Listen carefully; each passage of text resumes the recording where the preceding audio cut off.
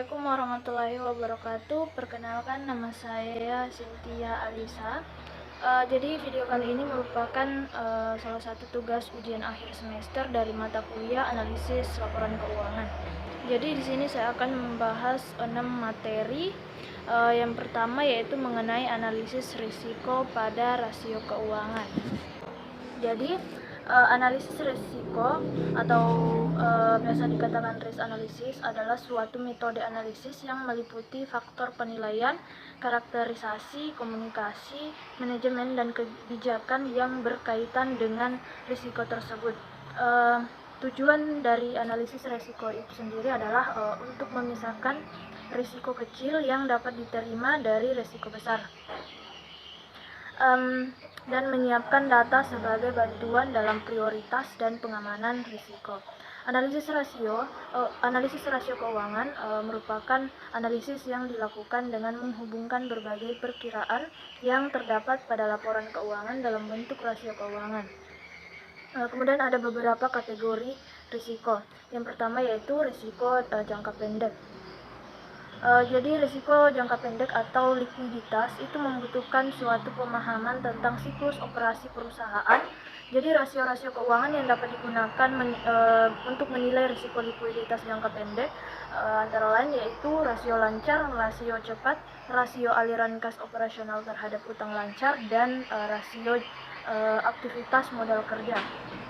Kemudian kategori yang kedua yaitu risiko jangka panjang. Jadi risiko jangka panjang biasa juga disebut dengan risiko solvabilitas jangka panjang itu digunakan untuk mengukur kemampuan perusahaan dalam memenuhi pembayaran bunga dan angsuran pinjaman atas utang jangka panjang dan untuk memenuhi kewajiban yang segera jatuh tempo.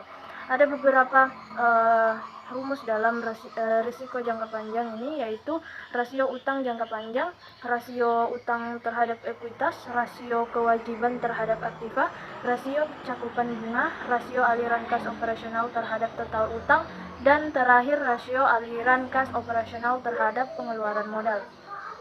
Selanjutnya materi yang kedua yaitu rasio keuangan bank.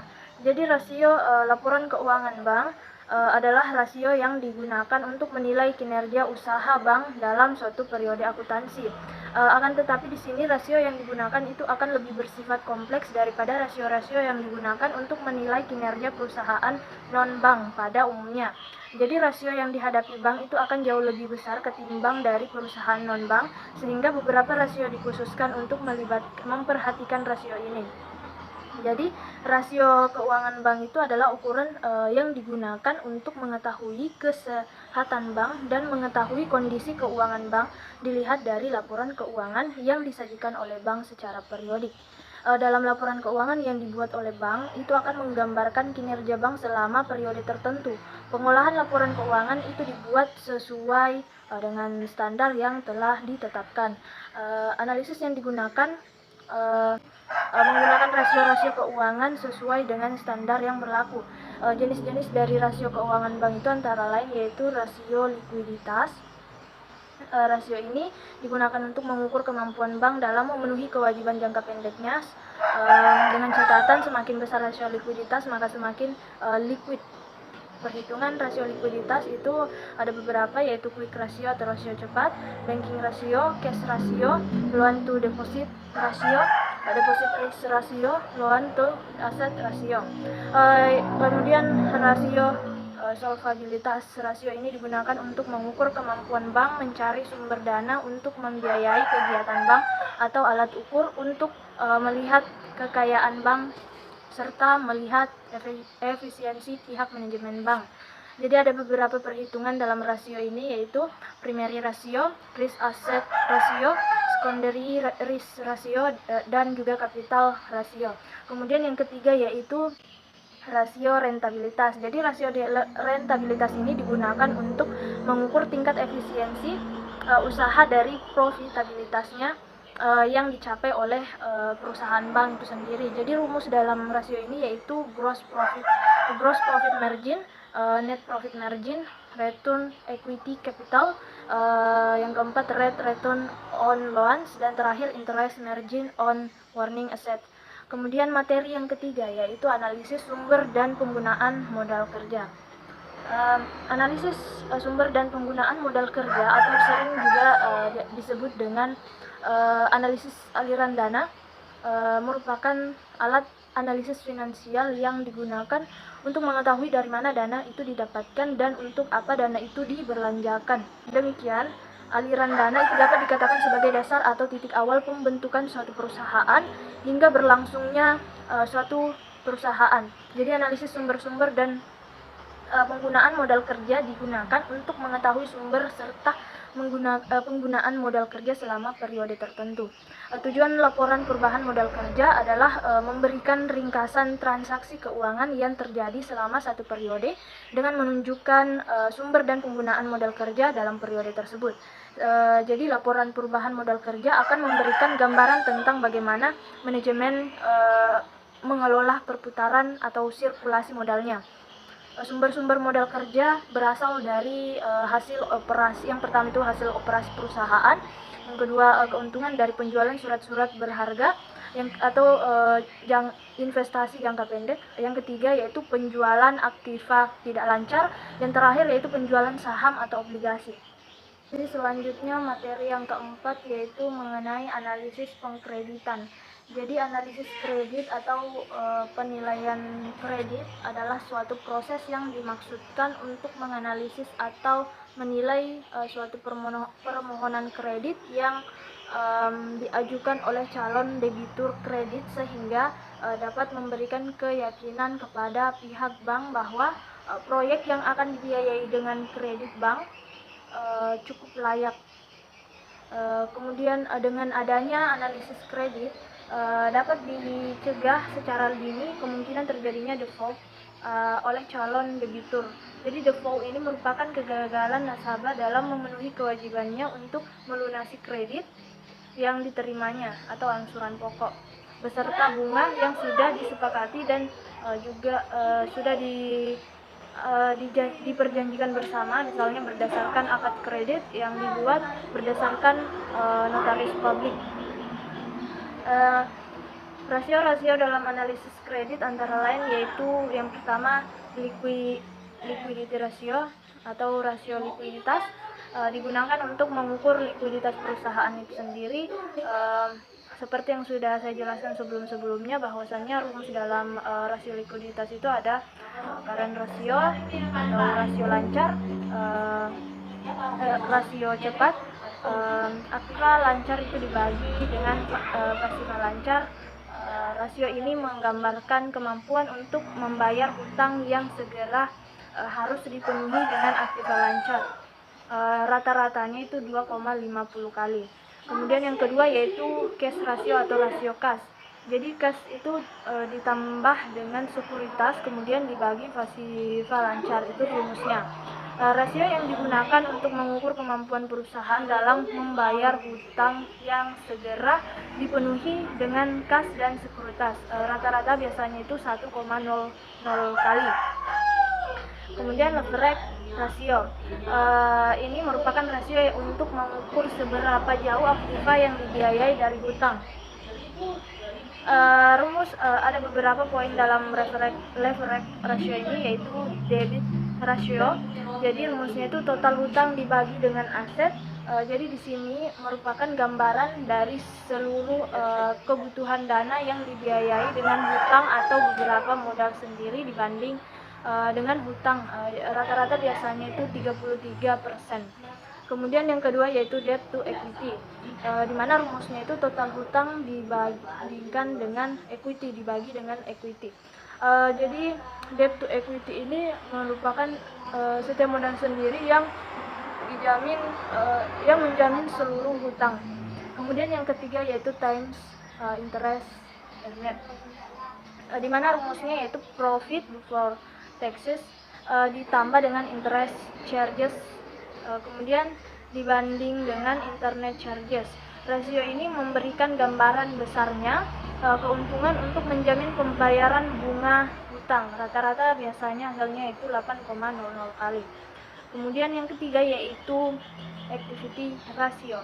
Activity ratio ini adalah rasio yang digunakan untuk mengukur seberapa jauh efektivitas perusahaan dalam mengelola sumber-sumber keuangannya. Poin dalam activity ratio ini yaitu ITO atau inventory turnover, di mana rumusnya sales dibanding dengan inventory. Jadi ITO ini digunakan untuk mengetahui dana yang tertanam dalam persediaan barang berputar dalam suatu periode tertentu. Rata-ratanya biasanya 9 kali. Kemudian yaitu ACP. Rumusnya yaitu receivable dibandingkan dengan sales per day atau per hari. Adalah rasio yang digunakan untuk mengetahui lama penagihan piutang. Jadi hasilnya itu biasanya rata-rata 20 kali. 20 hari. Kemudian total asset turnover. Rumusnya yaitu sales dibanding dengan total aset. Total asset turnover ini adalah rasio untuk mengetahui perputaran dari seluruh kekayaan rata-rata 2 kali. Kemudian selanjutnya yaitu working capital turnover. Jadi di mana rumusnya sales dibagi dengan current asset kemudian dikurangi dengan current liabilitas. Rasio ini merupakan rasio untuk menunjukkan perputaran dari modal kerja dalam selama 1 tahun. Kemudian yang keempat adalah profitability ratio. Jadi profitability ratio ini adalah rasio untuk menunjukkan hasil akhir yang dicapai manajemen dari setiap kebijakan dan keputusannya. Jadi poin yang pertama dalam profitability ratio yaitu profit margin ratio atau PMR. Profit margin ratio rumusnya yaitu profit after taxes dibagi dengan sales. Rasio ini merupakan rasio yang dapat menggambarkan hasil yang dicapai oleh setiap kebijakan dan keputusan manajemen. Rata-rata hasilnya biasanya 5%. Kemudian yang kedua yaitu return on assets. Jadi rumusnya itu dimana net profit after taxes dibagi dengan total aset. Jadi rasio ini merupakan rasio yang menunjukkan kemampuan modal yang ditanam secara keseluruhan untuk menghasilkan keuntungan. Jadi rata-rata hasilnya itu biasanya 10%. Kemudian selanjutnya yang ketiga yaitu return on equity. Jadi rumusnya yaitu net profit after taxes dibagi dengan equity. Rasio ini rasio yang dapat menunjukkan kemampuan modal sendiri untuk menghasilkan keuntungan. Jadi rata-rata hasilnya itu biasanya 15%. Selanjutnya materi yang kelima yaitu analisis laba kotor. Jadi dalam praktiknya laba yang diperoleh perusahaan terdiri dari 2 macam, yaitu laba kotor atau gross profit dan juga laba bersih atau net profit. Jadi laba kotor ini merupakan laba yang diperoleh sebelum dikurangi dengan biaya-biaya yang menjadi beban perusahaan. Artinya laba keseluruhan yang pertama sekali perusahaan peroleh.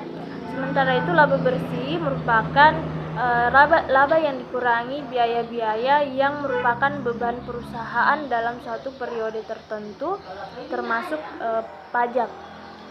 Jadi penyebab besar kecilnya perubahan laba kotor yang didapat setiap periode perlu dilakukan beberapa analisis lebih lanjut. Jadi analisis ini penting guna mengetahui dan memahami penyebab terjadinya perolehan laba kotor itu. Kemudian guna untuk memutuskan tindakan apa saja yang harus dilakukan ke depannya. Analisis ini kita kenal dengan nama analisis laba kotor. Jadi salah satu alat bantu manajemen perusahaan yang dapat digunakan adalah analisis laba kotor itu sendiri, di mana analisis laba kotor ini digunakan untuk mengevaluasi penjualan dan menganalisis hasil pelaksanaan atau aktivitas penjualan dalam perusahaan.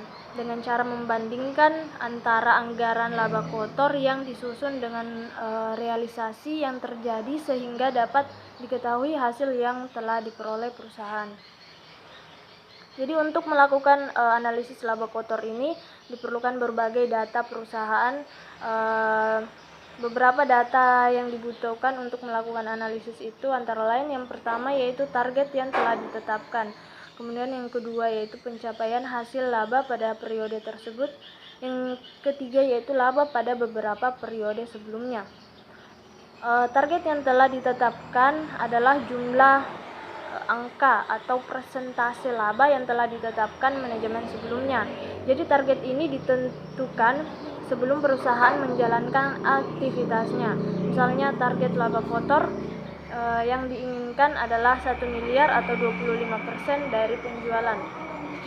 Kemudian selanjutnya materi yang terakhir yang akan saya jelaskan yaitu mengenai analisis titik impas.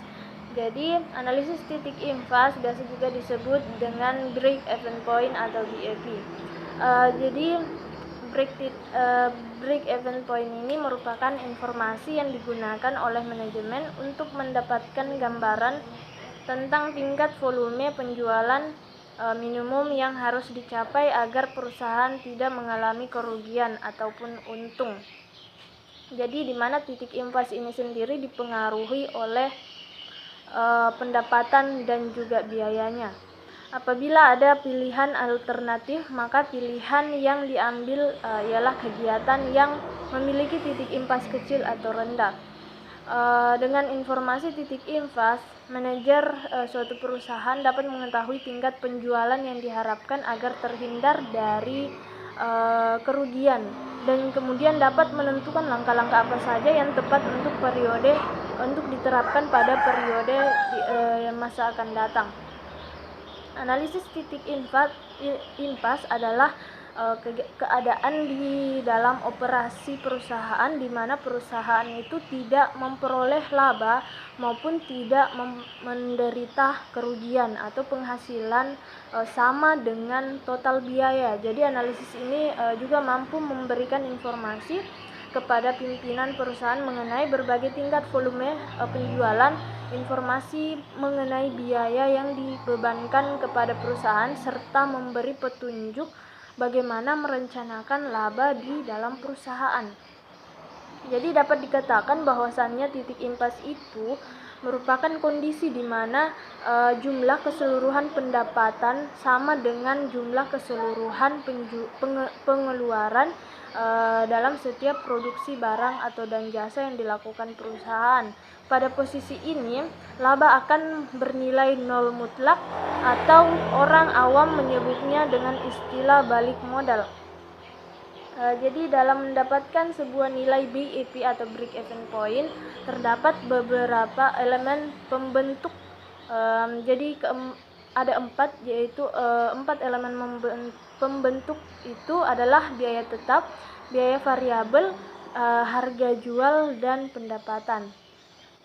Kemudian ada beberapa rumus yang digunakan dalam menghitung break even point itu sendiri. Yang pertama yaitu BEP unit. Jadi BEP unit ini sama dengan biaya tetap dibagi dengan harga per unit yang dikurangi biaya variabel per unit. Kemudian yang kedua yaitu BEP nilai penjualan. Jadi rumusnya itu biaya tetap dibagi dengan 1 yang dikurangi biaya variabel per harga. Rumus terakhir yaitu BEP dengan satuan mata uang. Rumusnya yaitu BEP mata uang sama dengan biaya tetap dibagi kontribusi margin per unit per harga per unitnya. Baik, itulah beberapa materi mengenai analisis laporan keuangan yang dapat saya sampaikan. Kurang dan lebihnya mohon dimaafkan. Wabillahi taufiq wal hidayah. Wassalamualaikum warahmatullahi wabarakatuh.